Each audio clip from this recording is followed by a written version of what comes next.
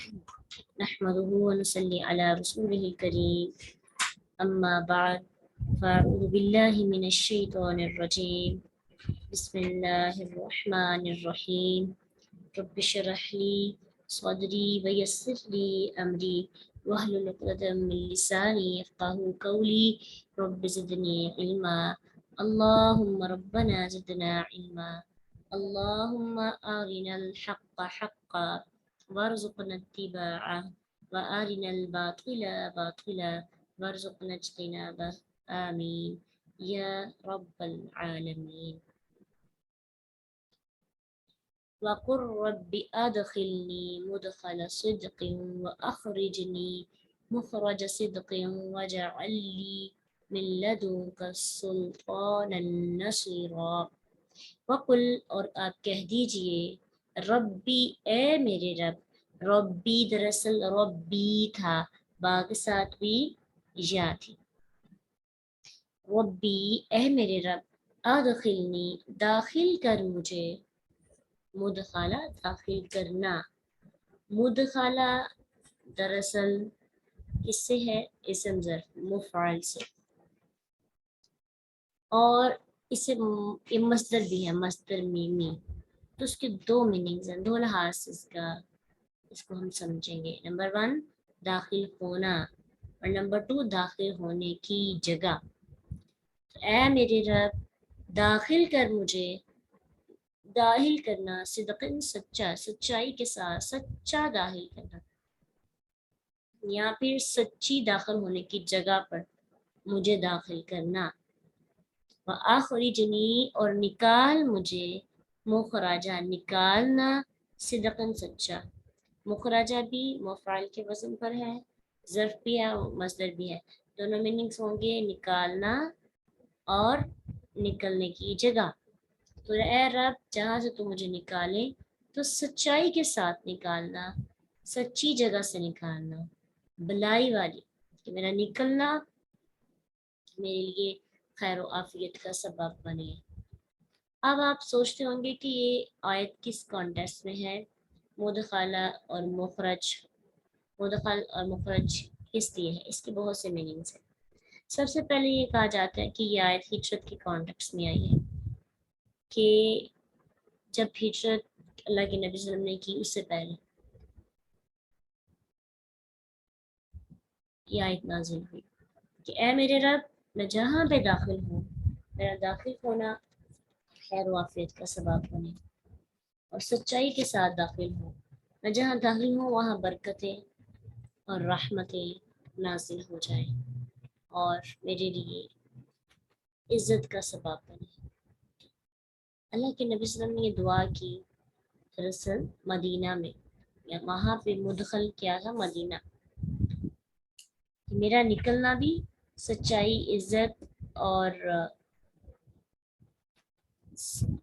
بلائی کا سبب بنے اور مخرج کیا ہے مکہ اور میرا مکہ سے نکلنا میرے لیے خیر و عافیت کا باعث بنے اللہ کے نبی اس دنیا کی سب سے خوبصورت جگہ سے نکل رہے تھے کہاں سے مکہ سے باغ کے نہیں گئے تھے نکلے تھے ہجرت کر کے کچھ لوگوں جو لوگ منکرین حدیث ہوتے ہیں نا وہ اکثر نبی صلی اللہ علیہ وسلم پر بات بنانے کے لیے کہ اللہ کے نبی تو باغ گئے تھے ڈر کر تو یہ بہت بری بات ہے مسلمان بھی بہت سے ایسے کہتے ہیں اللہ کے رسول ہجرت کر کے گئے تھے اور ہجرت ایک بہت پیاری ٹرم ہے ہجرت کرنا تو ہجرت کر کے گئے تھے تو مدخل مدینہ اور مخرج کیا ہے مکہ مدخل کا دوسرا معنی قبر لیا گیا ہے کہ اے میرے رب جب تو مجھے قبر میں داخل کرنا تو سچائی کے ساتھ بلائی کے ساتھ نیک عمال کے ساتھ داخل کرنا میرے نیک عمال میرے ساتھ میرا داخل ہونا میرے لیے خیر و عافیت اور برکت کا سبب بنے اور مخرج سے مراد مخرج کے پھر یہاں دو میننگز ہوں گے ایک تو ہے دنیا سے نکلنا کہ میں جب دنیا سے نکل کے آؤں تو خیر و عافیت سے نکلوں اور دوسرا پھر میدان حشر میں جانے کے لیے قبر سے نکلنا کہ جب میں یہاں سے نکلوں تو خیر سے نکلوں عافیت سے نکلوں मेरा निकलना मेरे लिए आजमाइश ना हो, आइंदा आने वाले जो हालात हों मेरे मामलात बड़े सच्चे और खड़े हों। फिर तीसरा जो मीनिंग मुदखल का लिया गया है वो है जन्नत। फिर जन्नत में दाखिल करना, या रब मुझे सच्ची जगह पर, बरकतों वाली जगह पर दाखिल करना, जन्नत में दाखिल करना। और मुखरज कि मैं जब मैदान हशर से पुल से रात से क्रॉस करके आऊं तो मेरा क्रॉस करके आना मेरे लिए बायसो आफियत हो। समझ आई? थ्री इसके में फॉर्म है। अब ये है कि ये तो खास स्पेशल कॉन्टेक्स्ट में था। अगर आम कॉन्टेक्स्ट में देखें, यानी शायद को आम लें, अगर हम लोग अपने लिए, हमारे लिए क्या लर्निंग है, तो ये आयत, ये दुआ है।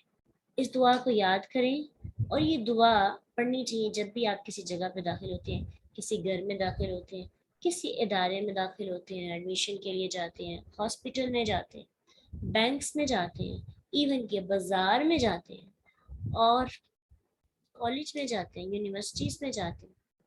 पढ़े, ए रब मेरा दाखिल होना खैर आफियत का सबब बने, और जब मैं यहाँ से निकलूँ तो मेरा निकलना भी बरकतों के साथ हो। क्या पढ़ें?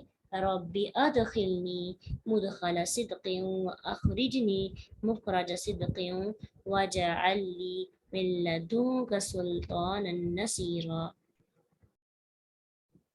ये दुआ याद करनी है और यहाँ पे भी जाना है, दुआ पढ़ें। जैसे एक बेटी की शादी होती है तो उसे अपना घर छोड़ के अगले घर में जाना होता है, तो मुझे लगता है ये दुआ बहुत बेहतरीन है।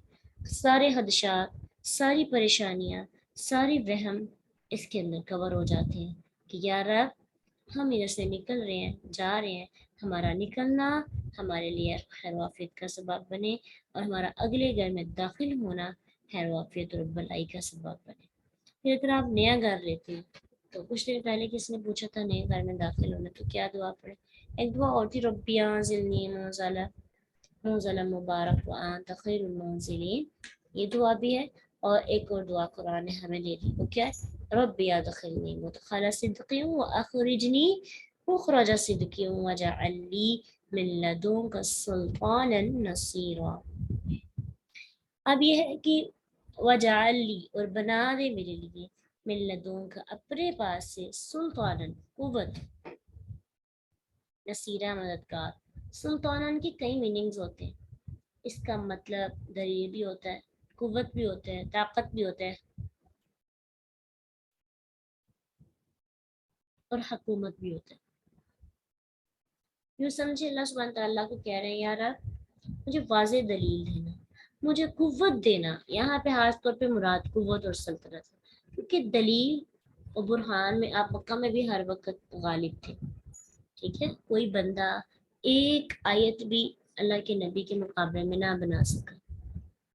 तो अब ज़रूरत थी ताकत की, कुव्वत की, हुकूमत की, सल्तनत की। तो अल्लाह के रसूल ने दुआ की कि अल्लाह मुझे मददगार दे। और अल्लाह ताला ने फिर अपने नबी की मदद के लिए उन लोगों के दिलों में कितनी मोहब्बत डाली थी। मदीना वालों ने कैसे वेलकम किया, और वहाँ पे आने वालों ने किस तरह अखुवत और भाईचारे का सबूत दिया। और वहाँ पे जो रहने वाले थे, अल्लाह के नबी सल्लल्लाहु अलैहि वसल्लम ने उनको क्या कहा? अंसार, मदद करने वाले। उन्होंने इस्लाम की बहुत ज़्यादा मदद की, इस्लाम को कुव्वत दी। इस्लाम, मदीना की रियासत, मदीना में इस्लाम की पहली हुकूमत थी। देखते देखते रोम फतह हो गया, ये बहुत से इलाके फतह कर लिए, और मुसलमानों की हुकूमत दुनिया में फैलने लगी। आपकी दुआ कबूल हुई। ठीक है, तो जब हम ऐसे दुआ करते हैं तो अल्लाह ताला हमारी भी दुआ ज़रूर कबूल करता है। अल्लाह मुझे दलील और बुरहान दे जो मेरे लिए हुज्जत बन जाए। या अल्लाह जहाँ मैं दाखिल होने लगी हूँ मेरे मददगार बनाना, मुझे तन्हा ना छोड़ना। अब अक्सर ऐसे होता है ना कि आप जब शादी होती है, एक लड़की की अगले घर जाती है, सारे उसके खिलाफ प्रोपेगेंडे बनाते हैं। बहुत कम लोग होते हैं जो वहाँ पे उसके साथ खड़े होते हैं। ठीक है, तो अगर हम ये दुआ पढ़े और नियत ये हो कि अल्लाह मुझे बचा लेना, मेरी हिफाजत करना, मेरी मदद करना, लोगों को मेरे खिलाफ इकट्ठा ना करना, मेरी मदद के लिए लोगों के दिलों में मेरी मोहब्बत डाल देना। तो बस ये दुआ बड़ी गहरी है, इसको किसी भी नियत के साथ पढ़ेंगे इंशाल्लाह। अल्लाह ने इस दुआ को पढ़ने के बाद नबी सल्लल्लाहु अलैहि वसल्लम को हिजरत और हुकूमत और रियासत और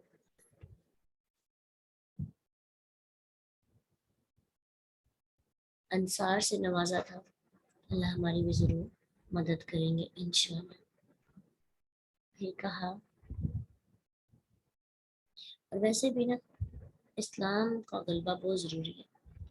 ठीक है, इस्लाम का गलबा होगा तो हम दीन पर अच्छे तरीके से काम कर सकते हैं। तो इस्लाम के गलबे के लिए हमें दुआ करनी चाहिए। अब देखिए ना, एक लड़की है, एक इंसान है, किसी भी इंस्टीट्यूशन में जा रहे हैं, किसी भी जगह पे जॉब के लिए भी जा रहे हैं। अब आप इस्लामिक रिचुअल्स का ख्याल रखते हैं, नमाज पढ़ते हैं, हिजाब करते हैं। अब ये जब चीज़ें आपके रास्ते में रुकावट बन रही हैं, ठीक है, तो फिर आप ये दुआ करें कि अल्लाह, कि मेरे पास इतनी कुव्वत ताकत हो कि मैं इनका मुकाबला कर सकूं।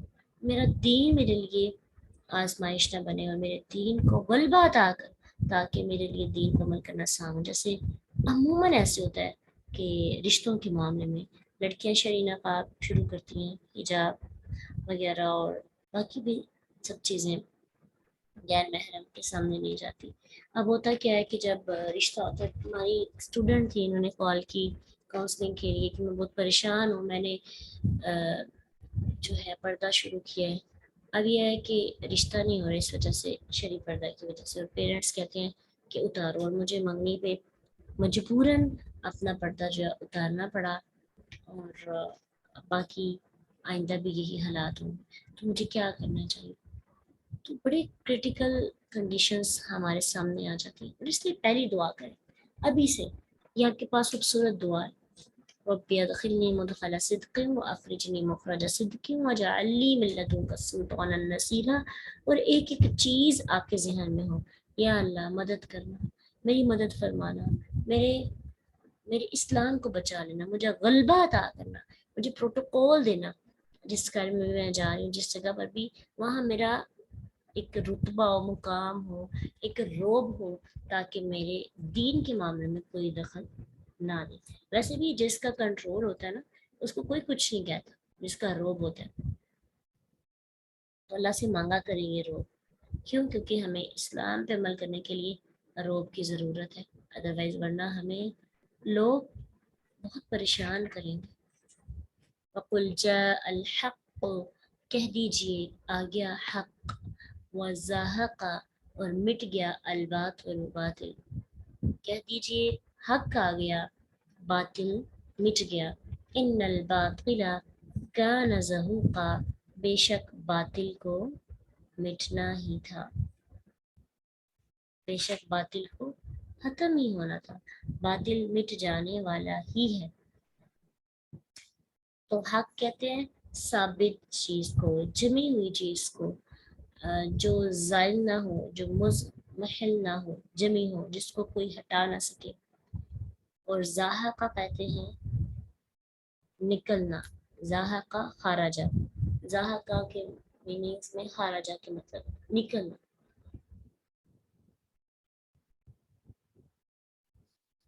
यहाँ हक से मुराद दीन इस्लाम है।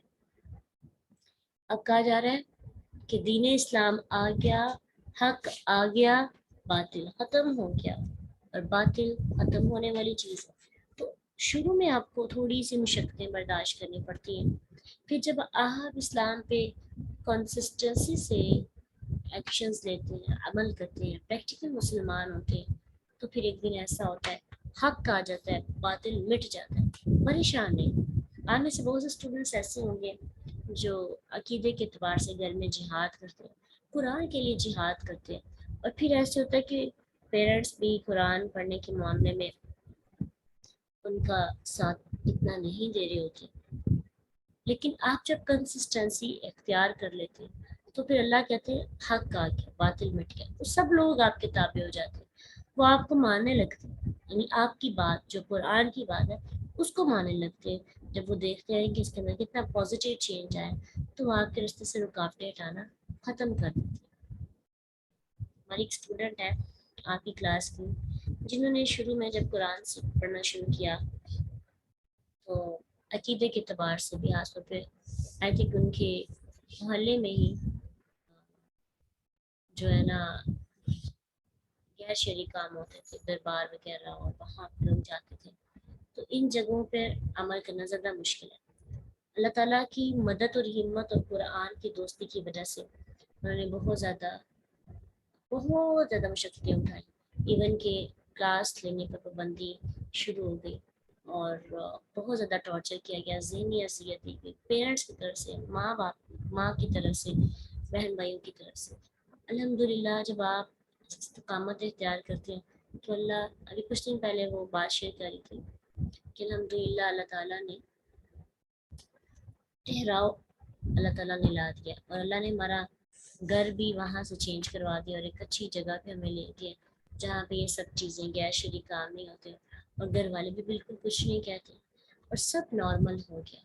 تو اس وقت یہ آیت آپ کو سوچنی چاہیے، قل جاء الحق وزهق الباطل۔ ابھی مزید جب وہ لوگ خود حق کی طرف آئیں گے تو تب آپ کو شدت سے آیت یاد آئے گی، حق آ گیا، باطل مٹ گیا، اور باطل کی تقدیر میں لکھ جانا، مٹ جانا۔ باطل مٹ جانے کے لیے ہوتا ہے، باطل کو مٹ جانا ہی ہوتا ہے، ٹھیک ہے؟ اس لیے حق کی طرف، سچ کی طرف، سچائی کی طرف آئیں۔ جھوٹ، اگر ہم یہ دیکھیں کہ ہم جھوٹا راستہ اختیار کرتے ہیں، باطل راستہ اختیار کرتے ہیں تو مٹ جاتا ہے۔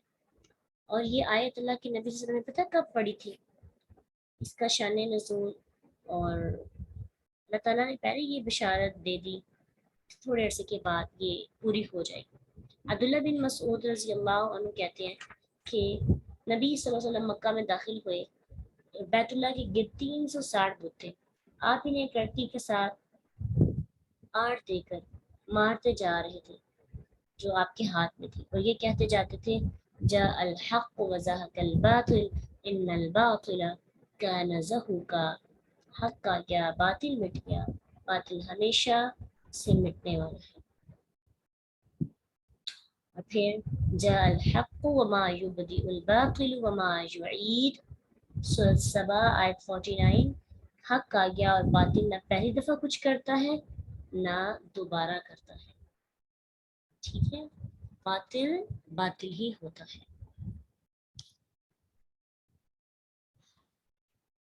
اس کے بعد مزید اللہ سبحانہ تعالیٰ نے وَنُنَزِّلُ مِنَ الْقُرْآنِ مَا هُوَ شِفَاءٌ وَرَحْمَةٌ لِّلْمُؤْمِنِينَ وَلَا يَزِيدُ الظَّالِمِينَ إِلَّا خَسَارًا۔ وَنُنَزِّلُ، اور ہم نازل کرتے ہیں، ننزل، نزل ينزل تنزیل، باب تفعیل سے اہتمام کے ساتھ آہستہ آہستہ کسی چیز کا نزول ہونا۔ قرآن چونکہ 23 سال کے عرصے میں نازل ہوا، اس لیے اس کے لیے لفظ منزل استعمال ہوا ہے۔ ہم نے نازل کیا، یعنی ہم نازل کرتے ہیں قرآن سے ماں جو ہوا وہ شفا، ان شفا ہے، ورحمت، رحمت ہے، کس کے لیے؟ مومنین کے لیے۔ کس کے لیے رحمت ہے؟ مومنین کے لیے رحمت ہے۔ ولا یزید الظالمین، اور نہیں وہ زیادہ کرتا، کون؟ قرآن، للظالمین، ظالموں کو، الا خسارہ، مگر نقصان میں۔ یعنی قرآن مومنوں کے لیے شفا اور رحمت ہے، غیروں کے لیے، دوسروں کے لیے، نافرمانوں کے لیے کیا ہے؟ خسارہ، سزا، نقصان کا باعث۔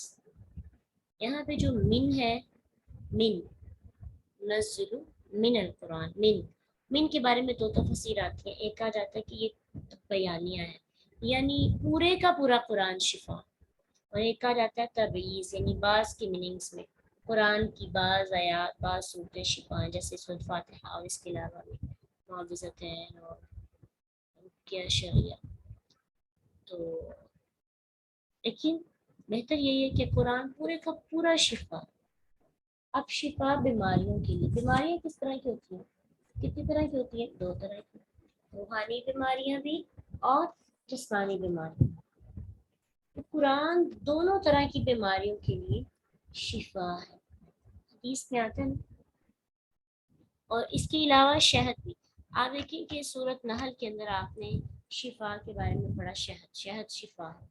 سورۃ اسراء میں ہم پڑھے قرآن شفا ہے، اور حدیث میں بھی آتا ہے کہ دو چیزوں سے شفا حاصل کرو گے. کون کون سی ہیں؟ شہد اور قرآن. تو قرآن انسان کے لیے شفا کا باعث بنتا ہے اور صحت کے ساتھ ساتھ روح کی صحت کا بھی خیال رکھتا ہے.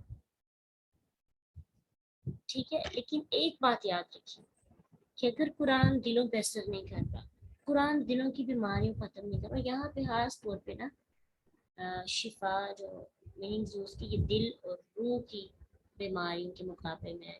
قرآن شفا ہے کس کے لیے؟ دل کی بیماریوں کے لیے. دل کی بیماریوں سے مراد کینہ، بغض، بدورت، نفرت، یہ سب چیزیں. اور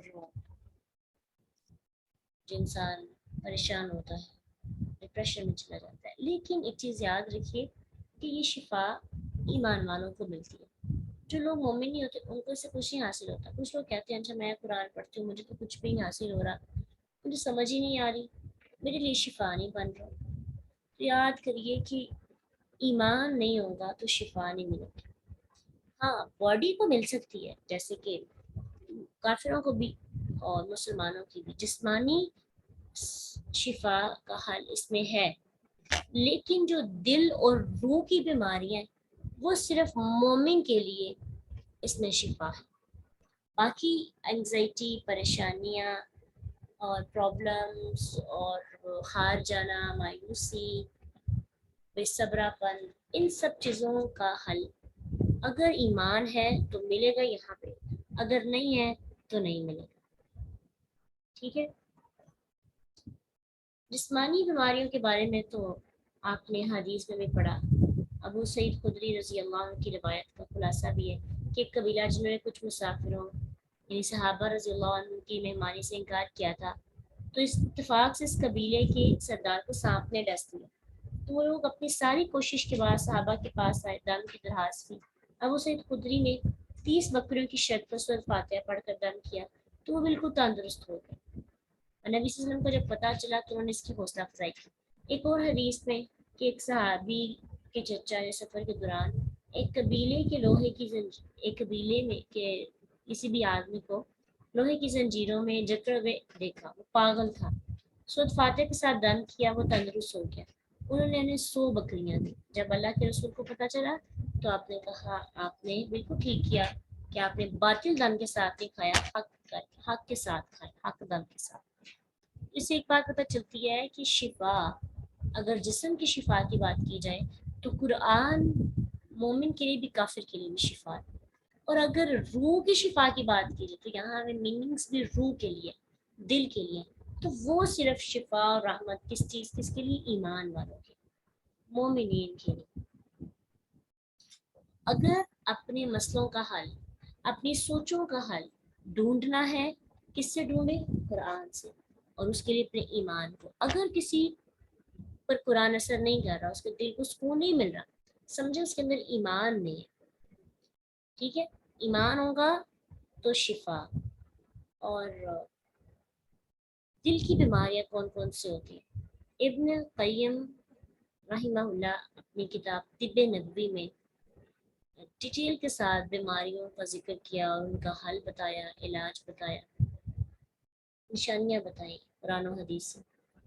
تو کہتے ہیں کہ دلوں کی اور جسمانی بیماریوں کے بارے میں، جسمانی بیماریوں کا بھی ذکر کیا اور بتایا دل کی بیماریاں 2 حصوں میں تقسیم ہوتی ہیں.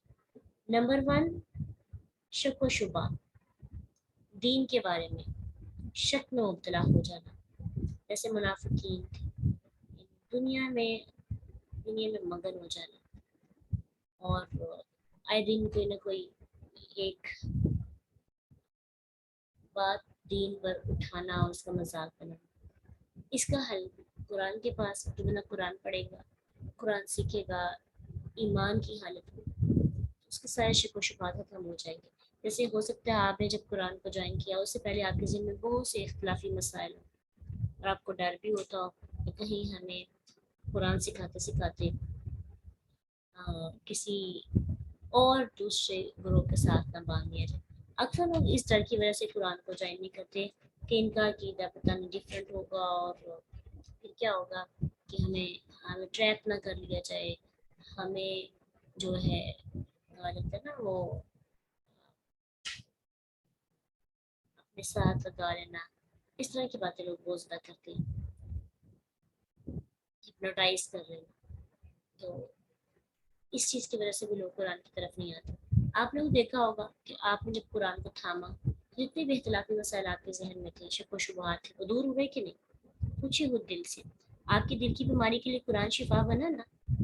ساتھ ساتھ ہمارے پاس پروف ہوگا نا، تو ہمیں یقین آ جائے گا کہ واقعی آئندہ بھی اگر کبھی زندگی میں قرآن کے بارے میں، دین کے بارے میں، اسلام کے بارے میں اس طرح کے ڈاؤٹس آئیں گے، کس کی طرف لوگ نے؟ قرآن کی طرف۔ لوگ ہمارے ڈاؤٹس ختم نہیں کر سکتے۔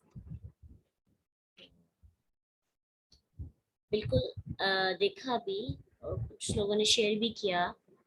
انشاءاللہ اس پر پھر ہم ایک اپنے قرآن پارٹی ارینج کریں گے، اس میں آپ سب سے ڈسکشن کریں گے، آپ سب اپنے اپنے پریکٹیکلی ورک جو آپ نے قرآن کے ساتھ کیے اور قرآن نے اثر دکھایا وہ ضرور شیئر کریں گے، اس سے موٹیویشن ملتی ہے۔ تو بہت سے ماشاء اللہ اسٹوڈنٹس کا عقیدہ بڑا تذبذب کا شکار تھا، قرآن کو تھاما، اللہ نے شفا دی۔ قرآن شفا بنا نا، کیوں؟ کیا آپ کے اندر ایمان تھا، حق کو جاننے کی جستجو تھی۔ آپ یہ نہیں چاہتے تھے کہ جو بات میری ہے وہ سچی ثابت ہو جائے، آپ چاہتے تھے کہ یا اللہ مجھے حق کے راستے پہ چلانا، مجھے نہیں پتا کیا بہتر ہے کیا نہیں بہتر، جو بہتر ہے مجھے وہ بتا۔ تو اللہ نے آپ کے ذہن اور آپ کے دل کو بالکل کلیئر کر دیا۔ دوسرا حصہ دل کی بیماریوں کا، شہوانی جذبات، خواہشات کا بڑھ جانا، حد سے زیادہ بڑھ جانا۔ جب خواہشات حد سے بڑھ جاتی ہیں تو انسان بیمار ہو جاتا ہے۔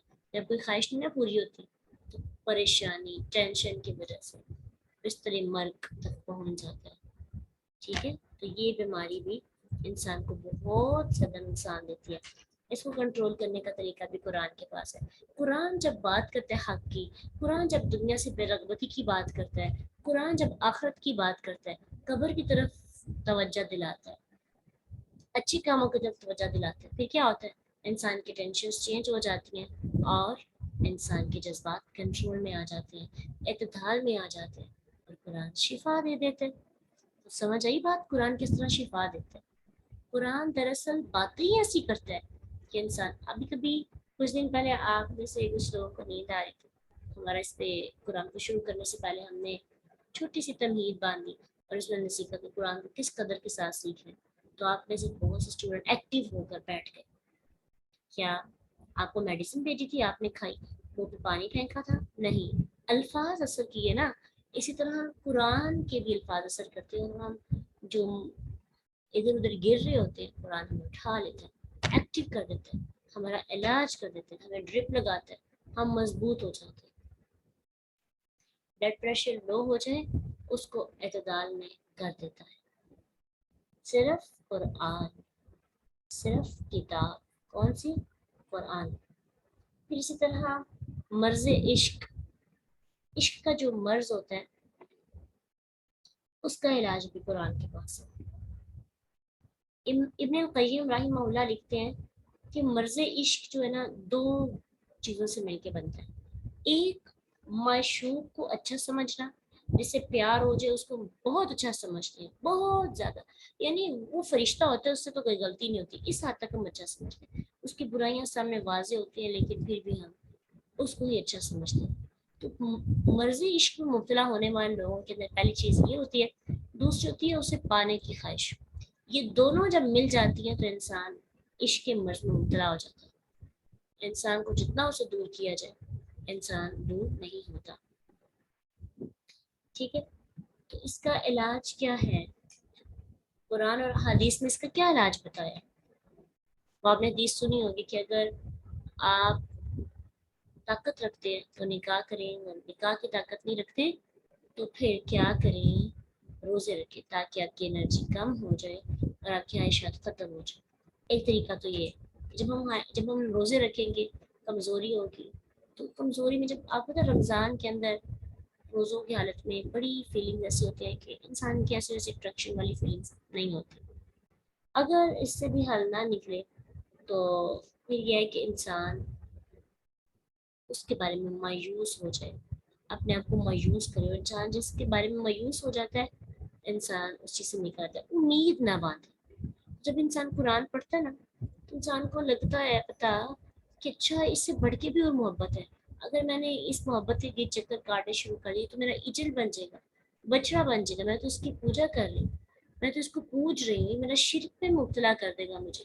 तो जब आप मर्ज़ इश्क में मुब्तला होते हैं और कुरान को थामते हैं तो अगर ये ईमान है, आप निकलना चाहते हैं, अल्लाह की मोहब्बत में गिरफ्तार होना चाहते हैं, अल्लाह की मोहब्बत में सरशार होना चाहते हैं, तो ईमान होगा तो अल्लाह शिफा दे देगा, आपको इस मर्ज से भी निजात जरूर मिल जाएगी। ठीक है, ये जो मर्ज इश्क है ना, ये बहुत ही ऐसी बीमारी है कि जो इंसान को बहुत ज़्यादा डिस्टर्ब कर देती है। जो कुरान पढ़ने वाले वो वाकई इस कर्ज में मुब्तला नहीं होते, वो कुरान पढ़ने वाले अल्लाह से बढ़कर किसी को नहीं चाहते। कुरान उनकी ज़िंदगी का बहुत बड़ा साथी होता है। कुरान वाले इस चीज़ से खाली होते हैं। अगर आप कुरान भी थामे हुए हैं और किसी के इश्क में मुब्तला है तो फिर समझे कुरान असर नहीं करता। कुरान असर करने के लिए उसको खाली जगह चाहिए। ठीक है, खाली जगह होगी तो कुरान असर करेगा। जब हर आयत हम पे असर नहीं करती तो फिर कुरान शिफा नहीं बनेगा। ईमानी कैफियत के साथ कुरान को थामे, या रब मुझे इस पे हक चाहिए, मुझे सच्चा रास्ता चाहिए, मुझे तेरी मोहब्बत चाहिए, मुझे दुनिया की मोहब्बत से निकलना है। पाकीज़ा जगह, कुरान पाकीज़ा पाकीज़ा जगह पे असर करता है। पाक करना होगा हमें खुद को, तो उसका पाक करने में मेरी मदद कौन करेगा? कुरान हमारा दोस्त। बस इसको दिल से थामना है और छोड़ना चाहें। इन्हीं जब हम छोड़ना ही नहीं चाहते किसी चीज़ को, फिर नहीं हम छोड़ पाते। जब हम छोड़ना चाहें ना तो यकीन जाने कुरान 2 दिनों का काम है, कुरान आपको ठीक कर दे, फिल्टरेट कर देता है। लेकिन मसला ये हम छोड़ना ही नहीं चाहते। ठीक है, छोड़ने की कोशिश करेंगे तो अल्लाह कुरान को आपके लिए वसीला ज़रूर बनाएगा। अल्लाह सुब्हानहू व तआला हमें हमारे लिए कुरान को शिफा बना दे, हमें ईमानी कैफियत इख्तियार करने की तौफीक अता करे, ताकि जब भी हम बीमार हो, बीमार तो हम हो जाते हैं, मायूसी परेशानी, क्लास लेने को दिल नहीं करता, कुरान पढ़ने को दिल नहीं करता, नमाज पढ़ने को दिल नहीं करता, ऐसे जैसे बेचैन है, तो हमें बेचैनी की हालत में और कुरान के साथ जुड़ना चाहिए, हम और दूर हो जाते हैं। ठीक है, तो बस अपने लिए दुआ करें कि जब हम सच्चे होंगे, ईमान वाले होंगे, तो कुरान हमें हंसारे में मुब्तला नहीं करेगा, बचा लेगा। और अगर हम ईमान वाले नहीं हैं तो फिर नुकसान, लूजर्स लूजर्स में शामिल हो जाएगा। अल्लाह सुब्हानहू व तआला कुरान को मेरे दिल की बहार बनाए, शिफा बनाए, सुकून बनाए, रहमत बनाए। आखिर दावाना अल्हम्दुलिल्लाहि रब्बिल आलमीन। सुब्हानक अल्लाहुम्मा व बिहम्दिका अशहदु अन ला इलाहा इल्ला अंता अस्तगफिरुका व अतूबु इलैक। अस्सलामु अलैकुम व रहमतुल्लाहि व बरकातुहू।